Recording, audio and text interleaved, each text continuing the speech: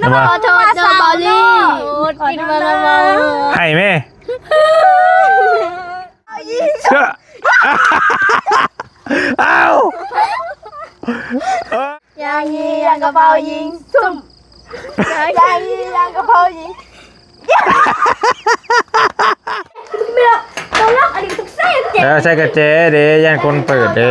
ให้แบบนี้แหละตอนนี้ฝนตกเด้อพี่น้องเด้อฝนตกแต่ว่ากับบริหัวเฮือนน้องเป็นกติว่าทดสอบจะหาว่าที่ชิมนั้น โอ้ยเพื่อนหยุดเว้ยเอาเลยเฮ้ย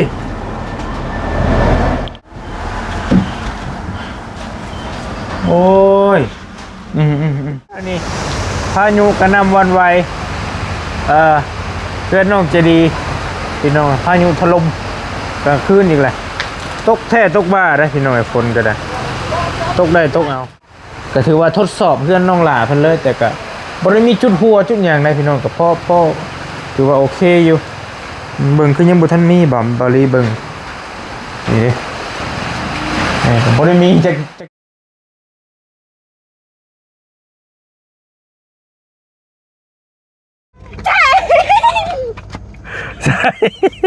สบายดีโอ้ใช่คือว่าพอไก่ให้เป็นพอไก่บอกไปเลยเขาใช่แกงหน่อไม้น่ะหมดแล้วโอ้อะไรเนาะอ้าวให้ชิวนะเห็นน้ำมาไม่ได้มาเงียบเฉยเขาก็กินแหละยันยุบไปเบิ่งก่อนย่างบอกก็บูอ้าวเนี่ยหมดเลยบอกว่าหยอกซื้อบ่เป็นยังน้ำมาโทษเจ้าบอลลี่กินมาแล้วให้แม่ไผมากินไปลึกๆแท้นั่นให้นะบอลลี่ย่านน่ะฮะบ่ไผกินคือเบิดไว้แท้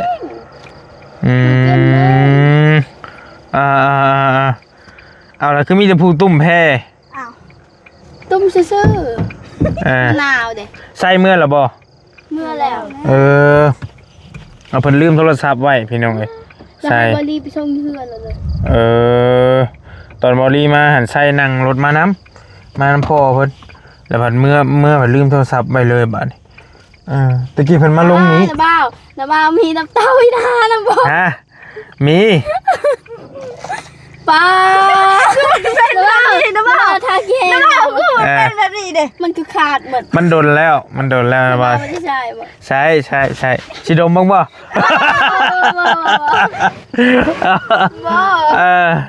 เมียนะบ้าชื่อมาใช่นะบ้าก็ใช่น้ำแต่ว่ามันก็ดีได้เลยมันบ่มินด้วยมันข้าวนะบ้าคนแก่มินมันข้าวอย่างนี้หมดทีนี้อ้าวได้บ้างโอเคไปมาจะไม่กินแกงน้ำไม่น้ำกันโอ้ยน้องนุ่งกับโบเบงวะโบเบงไม่ให้กันจักดีเลยมือได้ก้อนน้ำไม่มันออกลายนาเบาเตรียมเอามือเลยนั่นบ่เขาจะเอาเป็นเป่าให้บ้าโอเคนาบามีเฟอร์มาฝากอยู่แต่ว่าบอกเป็นยังแต่ว่ามันมีถุงเดียวได้เลยถุงเดียวกับชุ่มเจ้ากับเป่านี่กันเป่ายิงชุบกันลองเป่าบังมาเคยแพ้เลยเป็นแพ้บอลได้กระยาลงมาเป่าบังจะดีเป่าอยู่เคยเลือกยิงชุบเคยยังแม่กันลองเบิ้งแล้วมาไม่เผยอยู่ถุงนึงแล้วก็บอกปากเราก่อนเราเบิ้งหน้าเราก่อนโอเคเอามาเด้อโอเคเด้อเอามาโอเคเอามาปกไว้ปกแพ้ไว้กันโอเคมีเผยอยู่ถุงนึงเอาคุ้มก่อนเอาเคยว่าเลยนะเคยนะคนบ่แพ้ป่ะคนแพ้นะบ้าเอาหนึ่งสองเอาเ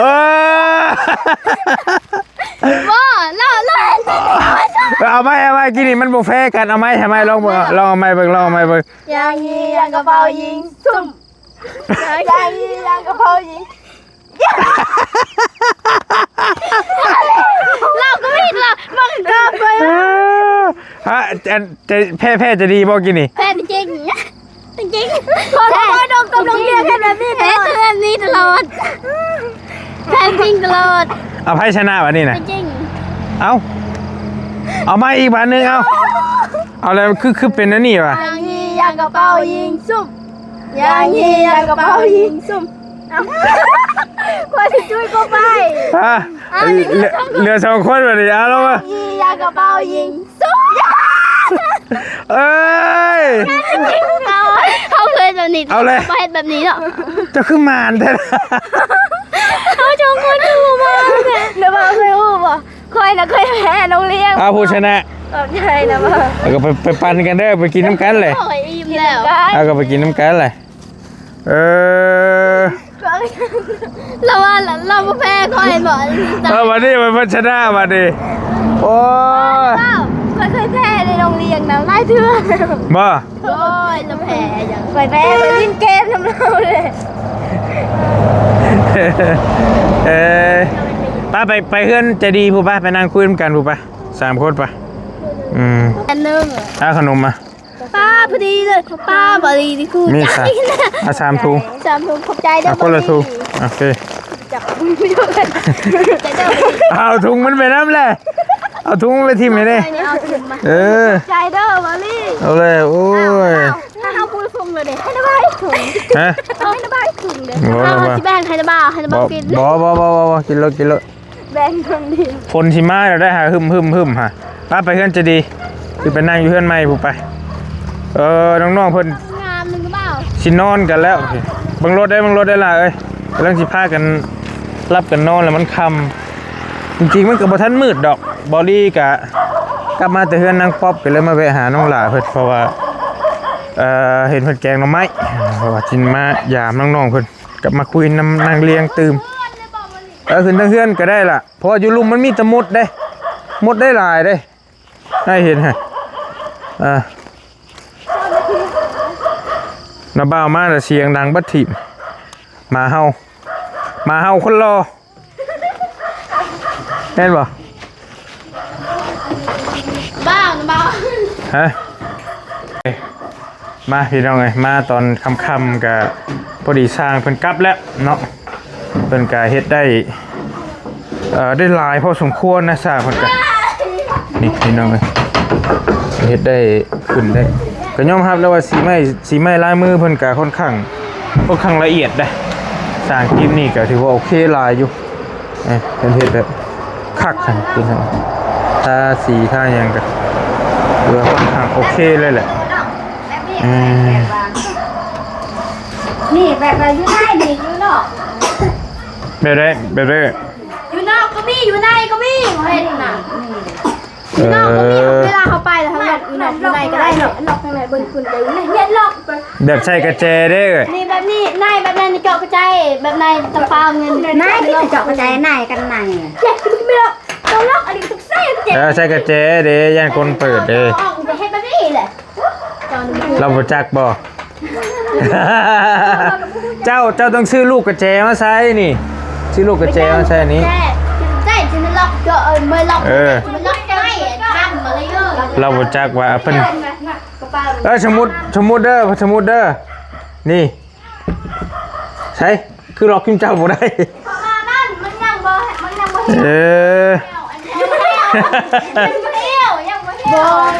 โอ้ยยังบ่เหี่ยวว่ะ ยังบ่แห้วมันยังบ่แห้ว มันยังบ่เหี่ยว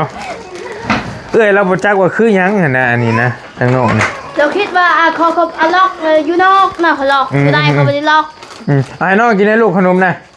ลืมเลยได้ป่ะเนี่ยลืมพ่อน้องเลยได้ป่ะเนี่ยเอาให้น้องกินน้องกินนี่ให้น้องกินกินหรอกเขาไม่ลงมาสิ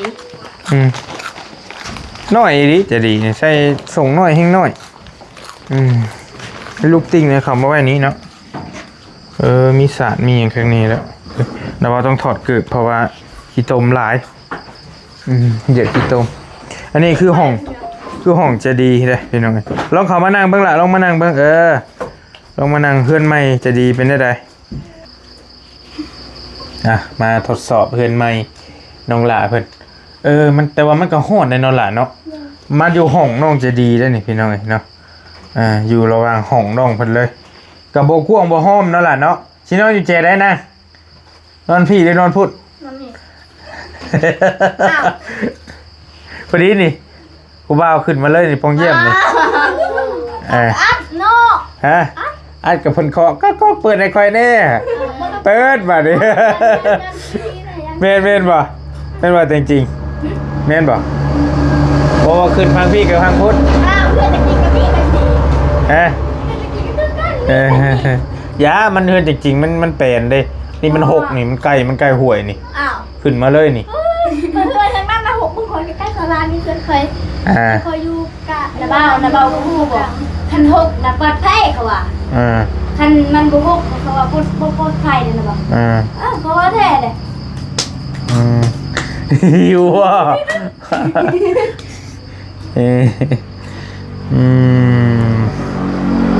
พี่น้องเอ้ยมายามน้องๆเพิ่นช่วงค่ำคืนมาว่าสิได้กินแกงหน่อไม้บ่ได้กินครับเบิดจ่อยก็ไม่ได้ก่อนคือสิไปขุดให้นาบาเป็นกระสอบเลย เป็นกระสอบเลยบ่ยังนะเป็นกระสอบยามมันนั่นใดยามเขาใครปีหน้าปีอันนี้ปีจะใกล้ชั่วโมงเดือน8นี่เดือน8เดือนเก่าเพราะว่าไปเยี่ยมเดือนเก่า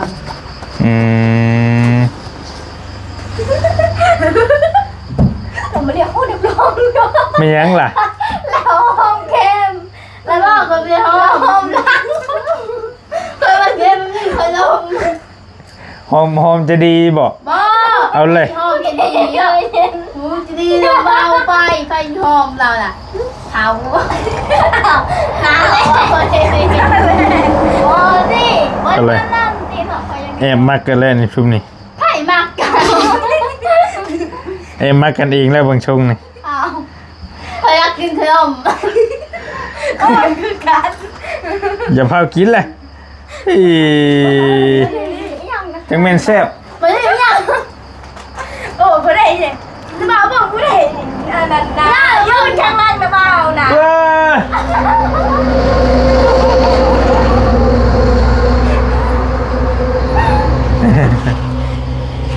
โอเคใครเป็นคนแกงหน่อไม้เนี่ยแม่แซ่บอยู่บ่แซ่บโอเคพี่นันก็ถือว่า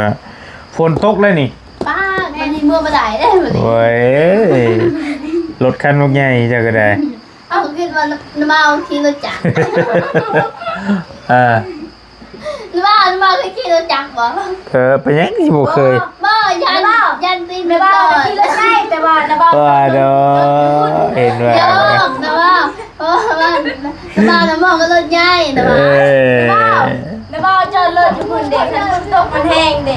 นะบ่ก็ต้องอยู่พี่อีกบ่แตกดอกก็ขี่ตัวมันตีนมันใหญ่ๆรถจักรรถใหญ่ก็ว่าบ่รถใหญ่ทุกแล้วบ่นะบ่นะเนาะนะบ่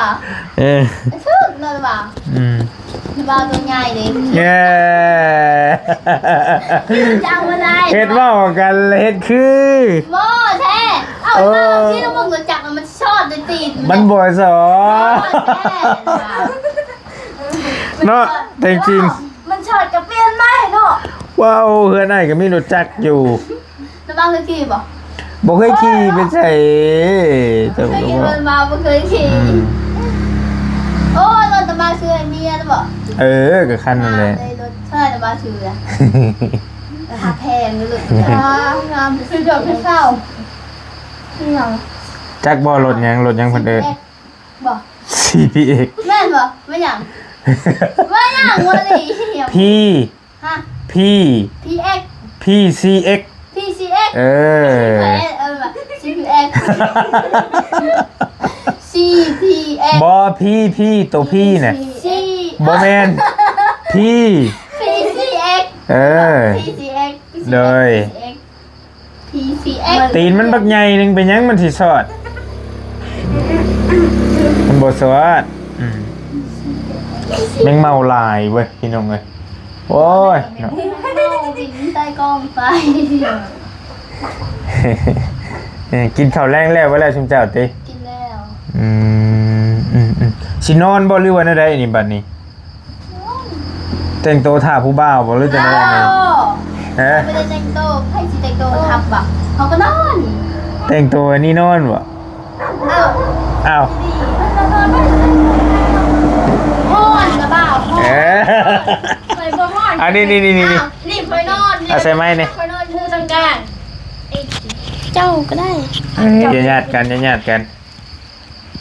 บ่ญาติดอกเพิ่นบ่อยากใช้ บ่เพราะว่าเป็นหนึ่งตอนนั้นเช็คก็ได้ ได้ยินอยู่ดอก แต่ว่าหูอยากเราถึง ฮะ ว่าเราหูอยากเราถึง ฮู้นำคำนี่แหละฮู้จะโดย หูดาว ตะกู จะยึง จะยึงก็จักอยู่ลุกขึ้น อะไต อาตีคือหยัง ไหวมันจะดิอะตีไปมันจะไหวหรือเปล่า มือบ่ อะยึงอะยึง ฮะ อะยึงไม่ต้อง ยืนขึ้น บ่อะยึงอะยึง ตีนบ่ แล้วเอาวิ ฮะ เอาวิ อุ้ยคือหยังวะ จะเวงจริง จะก็บอกอ้ายเปสอนก็สอนอ้ายนำแหละก็อ้ายก็แม่นสิจัก พอ ฮะ จะพอใช่จะพอใช่ มีหยังวะ เอาวิจะพอเอาวิไม่ไฟไฟให้นาบาเด้อพอไฟพอไฟมาพูดเลย มีหยังวะ กวนอ้าวว่าตัวมึงนะบ่าว มีหยังกดอ้าว กวนอ้าวแปลว่าทรงเสื้อ ก้นนะส่งเสื้อนะอ้าว ก้นอ้าวทรงเสือก้นนี่บ่ก้นนี่ทรง พ่อแม่นั่นก้นอ้าวก้น ก้นก้นอ้าว ก้น ก้นอ้าว ก้นอ้าวก้นอ้าว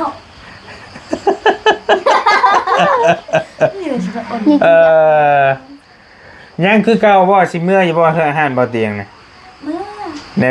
เปลี่ยนใจแล้วนี่ยิ้มแล้วเพิ่นสิได้เฮือนใหม่เลยเด้ โว้ว่าจะเปลี่ยนใจ อ้าวมันก็ยังเดือดโซ่ น้าบ่าวน่ะน้าบ่าวนะ นะเบ้านะเบ้า ถ้าให้เฮาเครื่องนะเฮามาขายเฮารีวิวช่างให้เฮาแฟนเฟซนะเฮารีวิวเฮาขายหรือเปล่า เจ้าสิขายให้บ่ แม่ นะเบ้าหู้ตอนนี้เดือน6แล้วอีก2เดือนหมดเดือนนี้เดือน7หมดเดือน7เดือน8 เงินเจ้า ดึงไปเฮียน คันเฮียนกับชุมเจ้าเลิกเฮียนมาก็ไล่ได้แม่นบ่ แม่ได้ ไล่ขายเนาะ โดย โอ้น้ำบ่าวผัดบ่มีสินค้าสำบัด โอ้น้าบ่าวนะ5สินค้าคนอื่น เอาสินค้าคนอื่นมาขายบ่ แม่ อืม แล้วน้าบ่าวขายดีแล้วน้าบ่าวเฮ็ดแบรนด์ตัวเองมันก็ทดลองแล้วก็ว่าโอ้เพิ่นใช้ข้าวเลยเขาก็รีวิว ขายข้าวต้มขนมมาสิบ่มันจังกินง่ายมันจัง อ๋อมันก็เน่ามันเขาส่งยา มันบ่เน่า พ่อให้ส่งอยู่ใส่มันอยู่ไข่เด้มันก็เน่าหมด มันบ่เน่าขนมแบบว่าขนมสำเร็จรูปมันเด้ แม่แต่ขนมสำเร็จรูป ลุงสิพาน ขนมแบบอ้ายมาส่งเจ้านี่นะ แบบนั้นน่ะเขาก็บ่ซื้อแล้วเขาอยู่ในเฮือนก็มีเลยนะบ่าว เดี๋ยวออกไปนี่แหละ มันต้องมีครีมดีๆครีมเด็ดๆอะไรเขา เอาครีมดีบ่ แม่น เอาครีมอย่างเด้มาให้ครีมดีครีมเด็ดนี่เนาะนี่เนาะ ชื่อสมูมาดามบ่ เราเวคิดนี่ทุกๆทีเลย พี่น้องเพิ่นเป็นคนมักขายสินค้านะชอบขายสินค้าแบบอยากขายเครื่องออนไลน์มักว่าซั่นดอก คือจานก็ แมงเมากับปูตอนนี้ฝนตกเด้อพี่น้องเด้อฝนตกแต่ว่าก็บ่ได้หัวเฮือนน้องเพิ่นก็ถือว่าทดสอบแล้วก็ลมนี่บ่ค่อยมีมื้อนี้หรือว่ามันเพิ่นปิดประตูบ่เนาะ เพราะบ่ปิดฝานี่นั่นล่ะเพราะอ้ายขึ้นมาหาจะดีมื้อแรกหันมื้ออ้ายมาหันแบบว่า ลมแห้ง มันลมเย็นโดยจ่อยมามื้อนี้ผัดแบบว่าบ่ปานใดหั่นน่ะ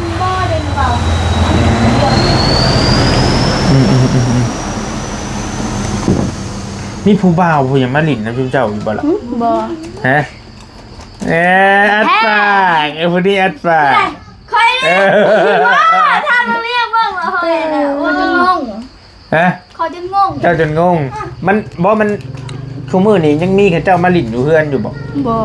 คันว่ามีก็ล้มโทรศัพท์ 6 โมงน่ะค่อยนอนมื้อแล้ว โอ้เฮานอนแต่เว้นเมื่อวานนี่ฝนตกแห้ง แม่นว่า แท้ ค่อยจะนอนหลับปู๊หลับนี่ เออแท้ขนาด น้าบ่าวเฮ็ดน้าหัวนะคิดน้าบ่าวคิดว่าเฮาลูกว้า เออ เฮ้ยน้าบ่าวหัวเฮาก็ต้องหัวกัน หัวคือกันหัวน้ำกัน หัวก็ต้องหัว นั่น ตาเอ้ยน้าพูดจะน้าบ่าวนี่ แล้วน้าพูดน้าบ่าวบ่อยากให้เฮามันต้องพูดจริงๆแต่ละเดียวไปก็ได้ อ่ะพี่น้องบรรยากาศกะคันบ่มีพัดลมนี่กะ ครับ ตามบอลลี่เบิ่งนี่คือเจ้านอนได้บ่ล่ะคันบ่มีพัดลมนี่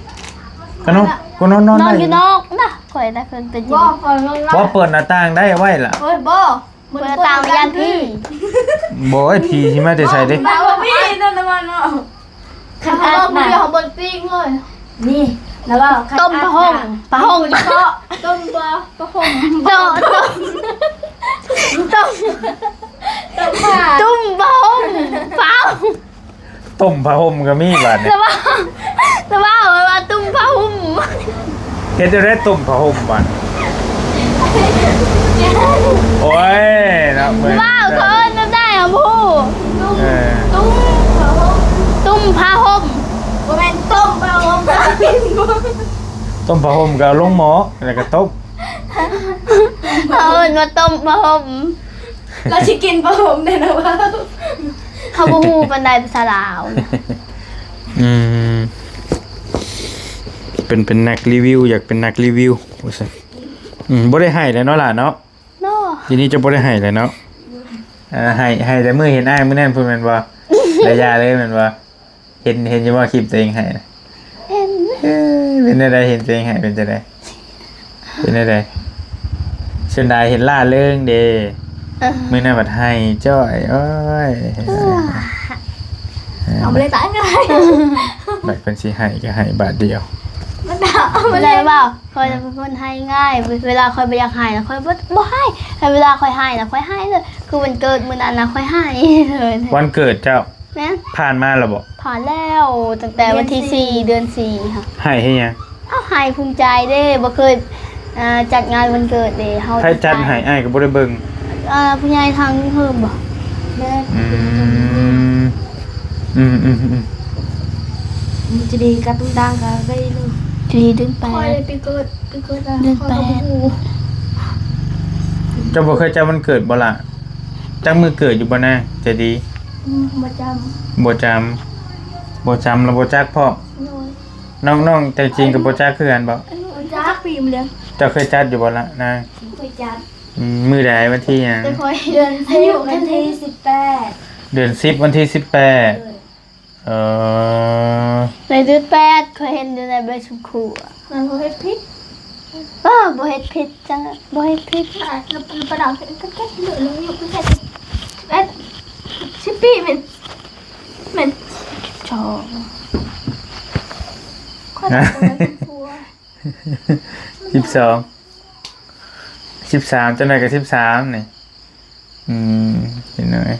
อายุน้อยกว่าไส้อีกแล้วน้องเจดีนี่ ต้องจักปี บ่ยานเรานั่น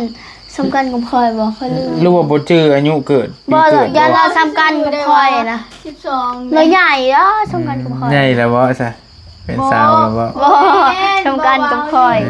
จักปียังบ่ว่าว่าอายุ12 ได้ ปีก็ได้ ยา10 ปีชมนี่ ว่าดอก คนไม่คน 13 นาบานึกเห็นมือนาบาสัมภาษณ์เจ้ามือแรกเห็นตัวสั้นจุด ใส่เสื้อสี จะเชื่อคนบ่วะ แม่ เชื่อเลี้ยงบ่ โอ้ยเสื้อนะ เสื้อละซาคอยเฮาใส่ผู้บางที เสื้อเลย บางทีจะดีบางทีค่อยใส่ บางทีก็คือนะเศร้า เบิ่งนาบาจะเอาคลิปให้เบิ่ง ว้า ยังมีคลิปเก่าอยู่เลย จะดี โอ้ บ่ คนเบิ่งหลายได้คลิปนั่นก็หลาย อยู่ในเฟซเนาะแฟนเฟซเนาะ บ่ใน YouTube นี่แหละ อยู่แฟนเฟซเขาให้ ตัวนาบาลบทิปนะกูจะ บ่าวลงใน Facebook น้ำเฟซบ่าวลง เฟซบุ๊กก็ลง มื้อนั้นน่ะ ก็ลง ค่อยแลนแต่พุ่นน่ะค่อยเห็น โอ้ฮอดแสนน่ะได้นี่เด้นี่ ว้า มาทีเดียว โอเค คอยคือมันขี้ลายแต่ชุดนี้บอกเปล่า จะงามบ่จ้ะ บอกไปว่าคอยงาม ฮอดแสนแล้วนี่ จะว่าค่อยคือขี้ลายแท้มื้อนี้ ฮอดแสนวิว ตอนนั้นนะตอน ฮอด3เดือนแล้วล่ะเอ้ย3 เดือน วันที่11กุมภาแม่นบอกกพแม่นแหละกุมภาบอก บ่มืออันนั้น ไอ้มาสัมภาษณ์ บ่ เจ้ามือ บ่ ได้ เตียงมาวันที่10กุมภาพันธ์แล้ว วันที่10 กุมภา บ่เตียงพ่อชุนเจ้าไปสอนนะบ่ แม่นวันที่แล้วก็ตื่นมาก็แม่นเราชวนไอ้มาเด้ 10แม่น มือตอนแรงเราชวนไอ้มา วันที่10กุมภาพันธ์แล้ว เราชวนไอ้มาแหละก็ เดือนหยังก่อนลืมแล้ว เออ เดือนหนึ่ง เดือน2กุมภา เดือน2 14กุมภาเดือน เดือน 2นี่ตอนนี้เดือน6แล้วจักเดือนละ3 4 5 6 7 3 เดือนแล้ว เดือนละ 4เดือนได้นี่ได้ 4เดือนละ แม่นสิฮอดวันที่11มื้ออื่นนี่บ่เนาะครบรอบวันที่11มื้อนี้เป็น4เดือนพอดี โดย หึงตัวบ่ว่าก็หึงเต็มแล้วนี่เนาะ เขาคิดว่าเขารู้จักกับนาบานะประมาณปีหนึ่งแล้วเขาลืมเด็ โอ้ย ก็แค่ว่าเขาคือลืมไปเขาลืมเลยว่าจะเงินจะเงิน มันก็ กับปีหนึ่ง เฮือนแต่งจริงก็จนแล้วแหละเด้ว่าต่อมานี่เฮือนจะดีก็สิแล้วแหละเด้นี่บังเอิญนี่ลีว่าเพราะว่าเอาคลิปนี้กับบอดี้สิลงมือครบรอบพอดีบื้นพุ่นละคลิปที่ถ่ายอยู่นี่ บ่ค่อยเห็นค่อยเบิ่งคลิปค่อยตอนแรกๆนะคือว่ามันขี้ลายเพราะว่ายังก็บ่เป็นเนาะ งามได้เลย แต่ช่วงนี้เราว่าเป็นแล้วเนาะ ช่วงนี้ใครนี้ ว่าช่วงนี้เราว่าเก่งแล้วได้ หน้าจนงอกตอนนะ อ้าวโอ้ยังนะ หยอกก็ต้อง อัน สองเช้านี้หน้าสดเนี่ยเบิ่งนี่ผู้นี้ทาน้อยนึงบ่ทาอยู่บ่ เรียงก็คือ คอยไม่ได้ทาเด้ มาโดน ไม่ สดเรียงน่ะ คอยไม่ได้ทา แต่จริงทาบ่น้อยนึง น้อย น้อยนึง ค่ะ ผู้นี้ร้ายนี่ผู้นี้ท่าร้ายนี่ ไปซัมนี่ แต่แบบอ้าวคอยคือกันเนาะ สิทาย่างกลางคืนนู้งามยัง บุพิษดอกถ้ามาถ้าสวยทางงามสิเป็นไง โอ้เบิ่งนาเขาเป็นชิวแค่เขาทา แม่นคอยเป็นซิลมาก มีอยู่แนวแก้สิวเอาป่ะ เอา ขาย เบิ่งนี่ ขายให้ ชิว กันใส่ดีเดียวซีรีส์ไว้ เบิ่งชิว อ้ายก็ซื้อมาใช่คือกัน บ่ได้เบิ่งชิว คอย เล กับ ย พี่ติมมดเอา คอยใส่เคโนดชื่อ คอยบริใส่ยัง เคโนดมาเคโนดมาเจอ ใช่ไปสิเป็นไงก็บ่ได้เพลงตีทางกัน 25,000 25,000กีบนึงใส่ไปโลดเป็นมันงาม ให้มันละเบิ่งชิวนะมันเป็นชิวนะ ซิลบอกเลยร้อย มันบ่ได้อันนั้นมันบ่ได้ข้าวแล้วมันเป็นคือหน้าสด มันร่อนเป็นซิลมันเรียกคนไม่ได้เอาเป็น เฮ้ยยูกี่อ่ะ เป็นหยังก็เฮ็ดไปโลดแค่นั้นอย่าเบียดเบียนคนอื่น อย่าปาน อย่าเบียดเบียนตัวเอง อ่ะไม่เป็นไร หยุดบี บ่ เมื่อ จัก กี้นี่ไปหาหน่อไม้ทึกไม้นะมันเป็นเขาคู ตาหรือว่าเจ็บนะเขาจะให้เลย โอ้ลมมาแล้วเฮ้ยโอ้ ตาเย็น โอ้ให้เราบ่เย็นเฮ้ย ตาเย็นแทนเอาไปเล เฮ้ย ย เฮ้ย ป้า ระทึก นี่แหละคนมันกำลังซีมาแห้ง โอ้ย คนมันกำลังซีมานะว่า ไปนะบ่เมื่อป้าได้แฉผลมาล่ะไปนอนชุจักอะบ่นอนอยู่เฮือนใหม่บ่ ชิโดนจะได้เบิ่งนี่มันบ่มีอย่างปู เอามาปูน ได้เนาะ ก็มีเงินทองใช้อยู่ติชุจักก็ตอนนี้ก็ มีอยู่ ฮะ มีอยู่ ยังมีอยู่เนาะ โดย ใจดีก็มีอยู่นะ มีอยู่ ฮะค่อยแท้ แต่จริงดิ มันมี50แสนนึงก็ว่านั่น พอได้ใช้เนาะ ซื้อบัตรทุกเงิน คิดว่าเติมเงินเอา เบอร์ผู้ชายคนนั้นอ่ะ 2,500วันที่ชิมนั้น โอ้ยเพื่อนหยุดเว้ยเอาเลย ใจ เฮ้ยนี่เป็นบอกพี่น้องเลย หนาวร้อน โอ้ยไปอยู่ดีมีแห้งล่ะเดี๋ยวมื้อหน้าเจอกันใหม่เด้อไอ้เมื่อป้าก่อน สบายดี เพื่อสิเดินทางเพื่อสิฮอด แล้วมาเมื่อบ้านบอก ผู้ละเซฟโฟน เขีย เรา น บอกคักดูหุ่นคนก็มาแหละโอเคเด้อนี่แหละก็จังว่ากัน ด้วย โอเคไปก่อนพี่น้องเอ้ยพายุก็มาล่ะปุ๊บปุ๊บมาจ้าสวัสดีบ๊ายบายไปพี่น้องเอ้ยดูว่าอันนี้พายุกระหนำวันไหวเพื่อนน้องจะดีพี่น้องพายุถล่มกลางคืนอีกแหละตกแท้ตกบ้าได้พี่น้องฝนก็ได้ตกได้ตกเอาแตกโคกเนาะแตกยั่วเด็กโอ้ปุ๊บก็ถือว่าทดสอบเพื่อนน้องหลาเพิ่นเลยแต่ก็บ่ได้มีจุดหัวจุดอย่างใดพี่น้องกับพ่อถือว่าโอเคอยู่เบิ่งคือยังบ่ทันมีบาลีเบิ่งนี่